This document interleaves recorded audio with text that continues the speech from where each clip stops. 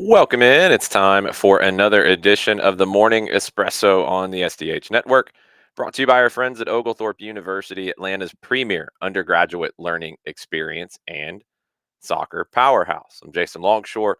Get you ready for the weekend, a busy one worldwide. We're going to start with the biggest game of the weekend, the Champions League final.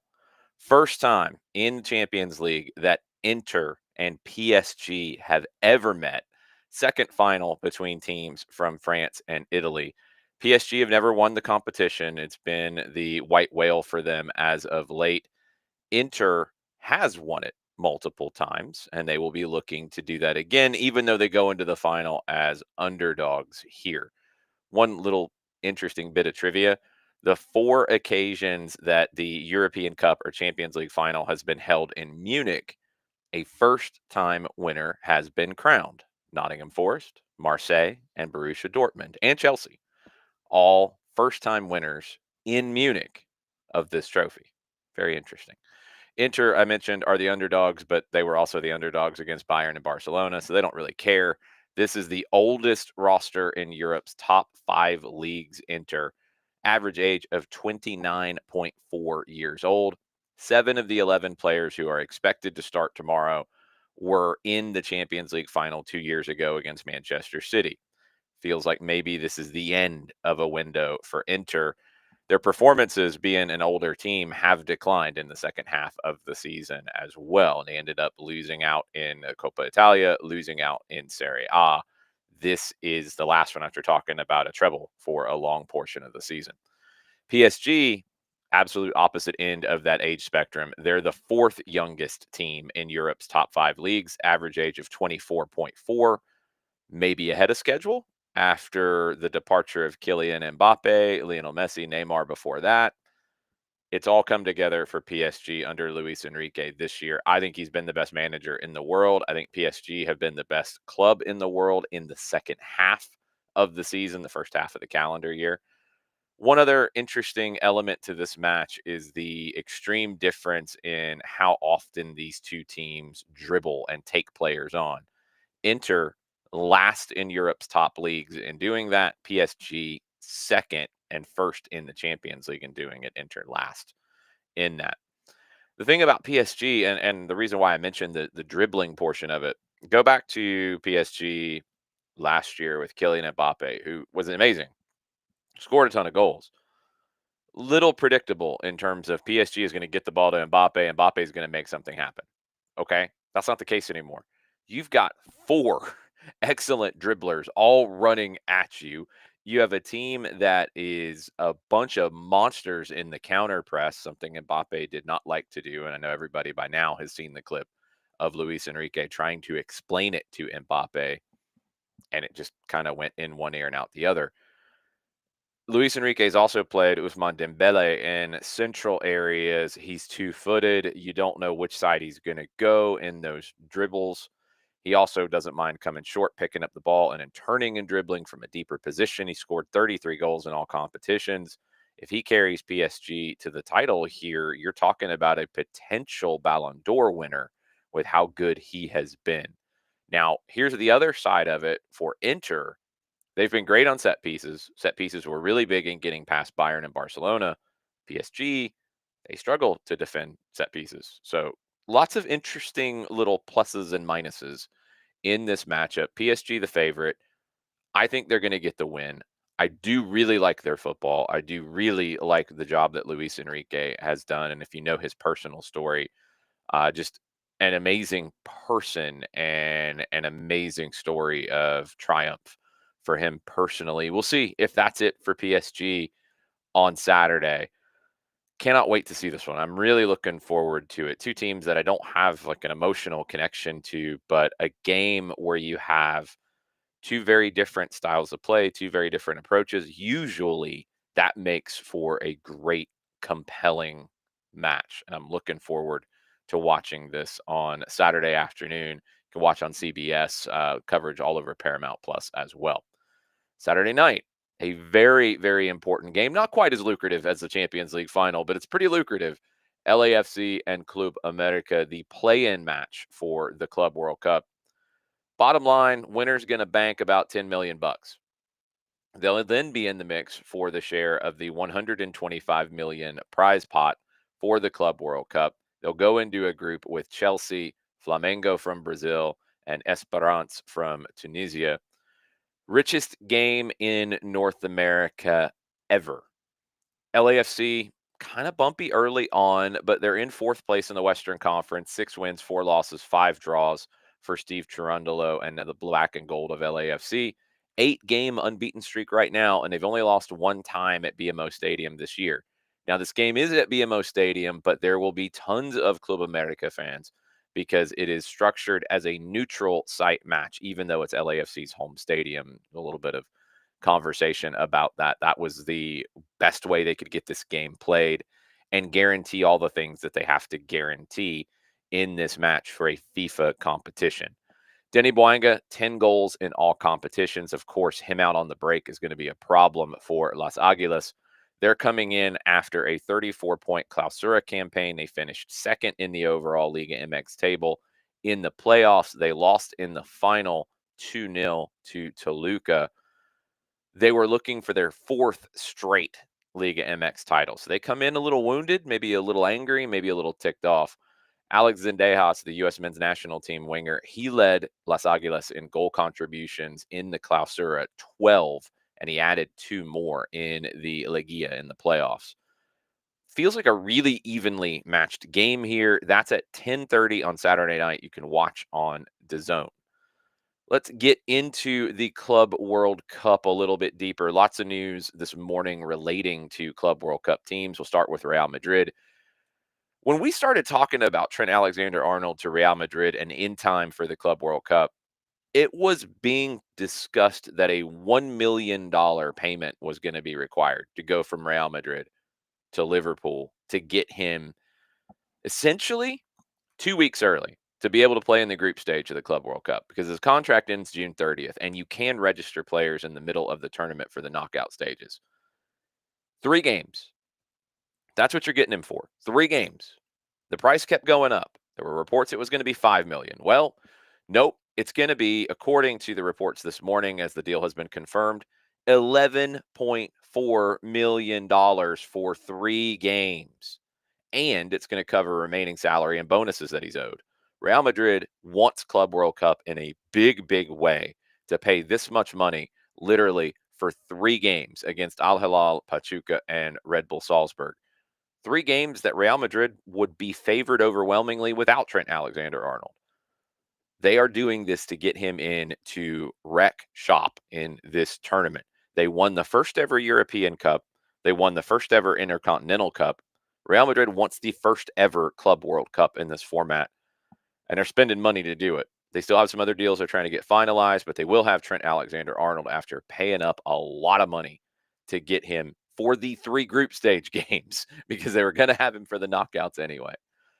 Al Hilal, one of the teams in that group, they are really chasing hard to get Bruno Fernandes from Manchester United. 80 million euro is where the offer currently sits. It sounds like 25 million per year net salary for 4 years. That's triple his current salary is what they've offered. There are talks currently going on. The agent has flown to the Middle East for negotiations with Al Hilal. Bruno is with Manchester United on their postseason tour and expected to play today in Hong Kong, but that could all change as we go. Al Hilal is not just looking at getting in Bruno Fernandes, they're also trying to get the manager who will be busy in Munich on Saturday, Simone Inzaghi, an offer of $23 million to make him the highest paid coach in the world, trying to get him. He's put everything off until after the game on Saturday. We'll see what happens next for Simone Inzaghi. Al Hilal getting very aggressive as they get ready for Club World Cup. Chelsea, they have reached an agreement with Ipswich over the transfer of Liam Delap, £30 million release clause. Chelsea wants to get him in before the Club World Cup.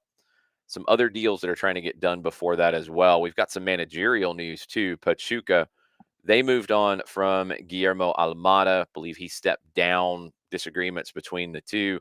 That was finalized on Wednesday. He had led Pachuca to the Champions Cup title in CONCACAF last year. That's what got them into Club World Cup. Jimmy Lozano, previously with the Mexican national team, he is taking over the club for Club World Cup. They tried to get Matias Almeida, formerly the San Jose Earthquakes, could not get that deal done. Lozano is the one walking in the door at Pachuca. Al Ahly, they will open the tournament against Inter Miami. They have announced that Jose Rivero is their new manager. That is a move after they moved on from their previous manager when they were knocked out of the African Champions League.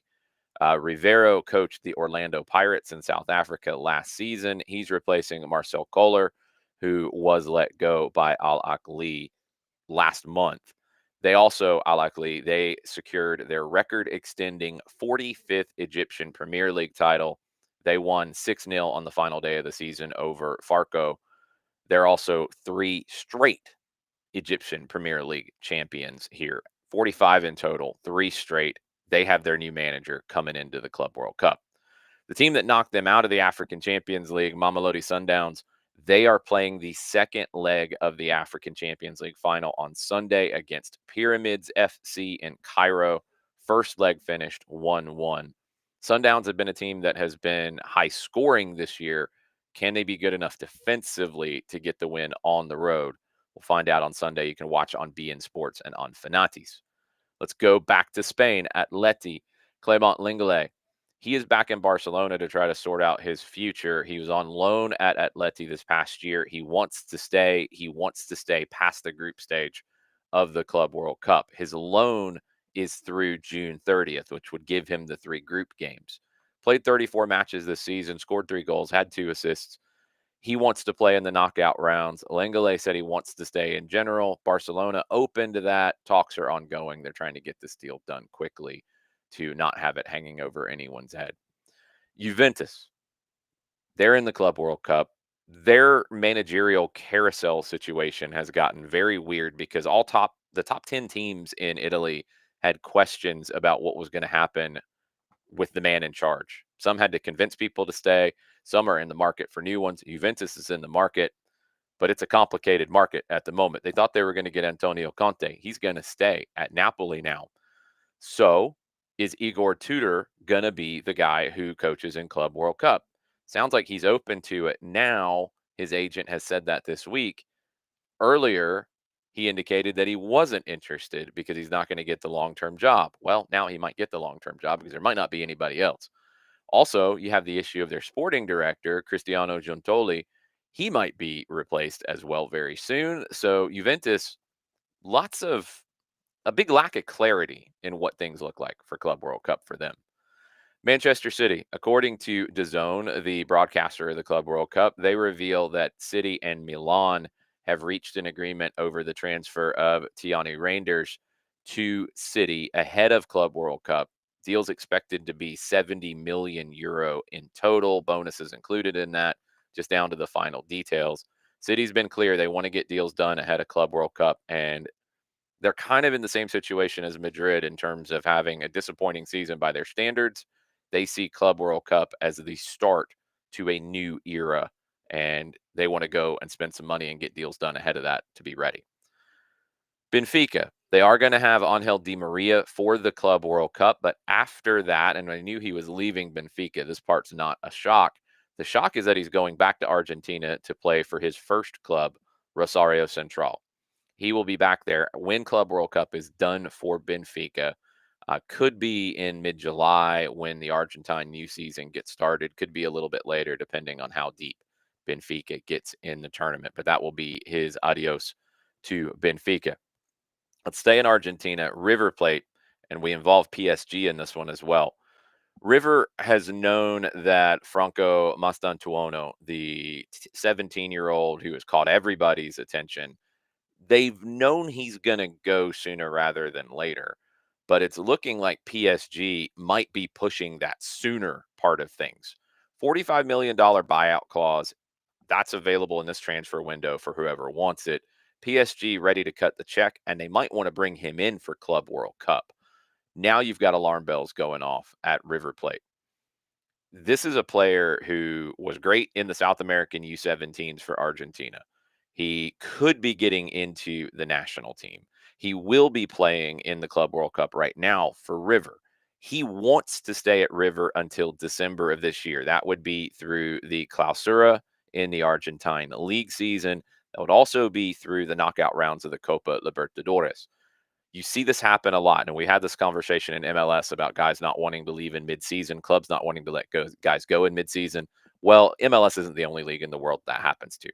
This has been a common conversation in Argentina in these sorts of situations. I remember Julian Alvarez was in this. Diablito Echeverri has been in this kind of spot. You now have Mastantuono in this spot. So PSG could go ahead and do the release clause and then let him stay until the end of the year. They could do the release clause and want to bring him in right now for Club World Cup.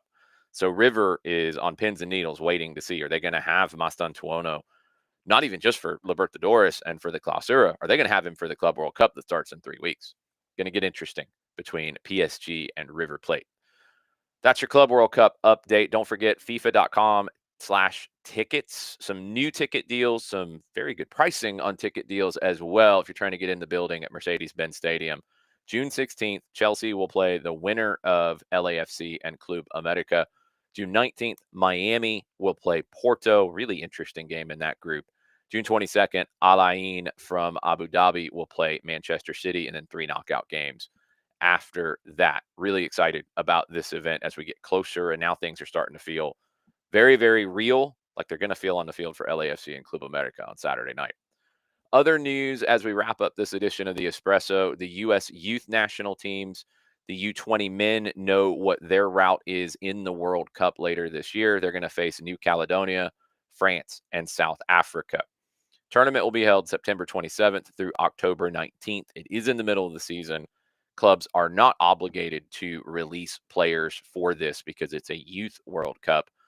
It's very difficult to guess what these teams are going to look like, especially teams like the US and France, in terms of, are clubs going to let their top players go to this? The U20 World Cup, typically that happens, but not always, because you have players who are age eligible who are mainstays at their club. Going to be very intriguing to see what those rosters end up looking like. On the U20 women's side, the U.S. begins play in the CONCACAF U20 Women's Championship in Costa Rica this afternoon against Guyana. U.S. expected to be the favorite to win the tournament and also book their spot in the U20 Women's World Cup. Italy, always chaos in Italy. You have the situation now with the second and third divisions that is all in flux because Brescia have been relegated to Serie C. They were docked 8 points for this season, for next season, on Thursday by the Italian Football Federation. Whole series of financial violations. That means Sampdoria has a lifeline to stay in the second division. Brescia finished 15th. They'd avoided the relegation playout thanks to head-to-head goal difference over 16th Frosinone. The points being taken away, that means Frosinone now goes into 15th. They are safe. Salernitana will play Sampdoria in the playout match. The appeal of this verdict is expected on June 12th. Right now, the playout first leg is expected to be played on June 15th. So Sampdoria trying to get ready. Salernitana, now they have a different opponent. Frosinone, they get to relax. At least for now they do. If that appeal goes different, then it could get really weird. Thursday night, mentioned Antonio Conte earlier. Napoli announced that he was going to stay Thursday evening. This came a little bit after Aurelio De Laurentiis posted a message on social media announcing the future of the coach. Picture with him, it said full speed ahead, stronger than before. Crazy. I mean, after winning the title, everybody was basically saying goodbye, and now he's going to stay. One of the most successful managers in Italian history. Napoli feeling very good about themselves right now. Juventus, they were expecting to get Conte. Now they're all over the place. Nobody knows what's going to happen with them. All the other moving parts from it. Max Allegri was going to go to Napoli. Now he has been appointed at Milan. Not a shock that Milan has moved on from Conceição, but Allegri was not expected to go there. Now he's back for his second stint with the club. And you have issues with Gianpiero Gasperini and Roma. There's a financial issue here, according to La Gazzetta dello Sport, that Roma has an inability right now to cover a 60 million euro deficit required to comply with financial fair play rules. So they've got to do that. That means they're going to have less money to spend in the market. Gasparini wants to spend money, wants to be competitive. Roma might not be the place to do that. So, very interesting as to what could happen there. In Australia, first time ever you have had a Melbourne derby in the grand final for the championship in the A League. It's Melbourne Victory and Melbourne City. That game will be played on Saturday, Australia time, May 31st. Going to be a game to keep an eye on. The A League, when you get down to the playoff format, it can be a fun one to watch. Melbourne Victory, Melbourne City in the A League grand final. In WSL, interesting situation here when you have multi club ownership groups. Washington Spirit head coach Jonathan Giraldez, he is in advanced discussions, according to ESPN, to take over at OL Leones, Lyon's women's team, both owned by Michelle Kang. Leones, I have to get used to this. OL Leones is expected to have a vacant head coach position because Joe Montemuro is going to go to the Australian women's national team, according to ESPN. But I don't know how this is going to play out with basically making it clear that OL Leones is the top team in the multi club pyramid. How is Washington Spirit going to feel about this? How are fans going to feel about this? These are the challenges when you get into these situations, and we're about to have one head on with Washington Spirit and OL Leones and Jonathan Giraldez. Let's go to MLS to wrap up. Final round of games before the international break. There will be some games next weekend as well as teams play through it. Miami hosting Columbus. Crew are winless in 5 straight. Miami got their first win in 5 over Montreal on Wednesday. Austin going to San Diego. San Diego had a 5-game unbeaten streak. That was snapped in a loss to Seattle. Austin is winless in 7, but they've had 4 straight draws. Seattle getting ready for Club World Cup, 6-2-2 since April. They are hosting Minnesota. They are going into the group of death in the Club World Cup, but we will see how the Sounders are able to fare. Minnesota sitting deep, countering, doing their thing, hardly having the ball. They're 3-1-2 since the start of May. I don't like the style of play, but it has been effective for the Loons. Dallas, they are hosting Supporter Shield leaders Philadelphia. The Union won over Toronto 2-1 on Wednesday. Dallas rescued a late draw in Cincinnati on Wednesday as well. And we'll take a look at Vancouver, not playing in MLS this weekend. They are headed to Mexico City to face Cruz Azul in the CONCACAF Champions Cup. 9 o'clock kick. You can watch on FS1. The Whitecaps' last loss in all competitions was to Chicago on March 22nd. They are 7-0-8 since that match, 15 games.